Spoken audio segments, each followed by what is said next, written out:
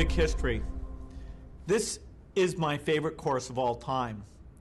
In fact, it's a very special course because it creates a framework for so many of the things you'll learn in other courses.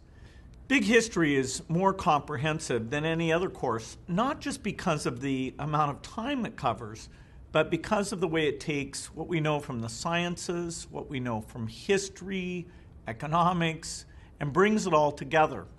When I took Big History, I felt like I knew a lot of the individual things already. I knew a bit about biology, a bit about physics, a bit about how civilizations had more specialized roles and that populations had grown over time. But I'd never seen it all put together. So the reminder about the elements, the sun, the planets, early life, and how it went for so long as being single-celled, and then we had this explosion of multi-celled animals. The early human history and what we now know about that, very up to date.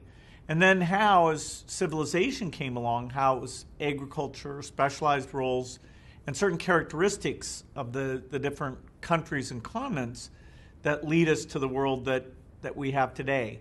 So it put it all together.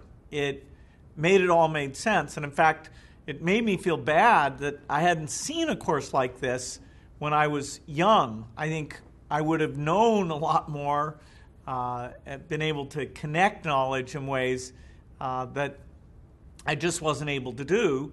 And so I got excited about, hey, this is a course that everybody should get the benefit of. In many ways, what you'll learn from Big History is just the starting point. You'll want to get more in depth on these various knowledge areas, and you'll want to start to form your own ideas. When we think about rising incomes, longer lifespan, our ability to treat people in a just way, to move from just our family or our tribe out to not only the country level, but to thinking about humanity as a whole, and yet, given the scale, how do we address that? How do we organize to solve problems in that way? And so the end of the course will leave you with a lot of questions. This course will give you the background, but it's your curiosity, your thinking that will make it valuable to you in your intellectual ambition.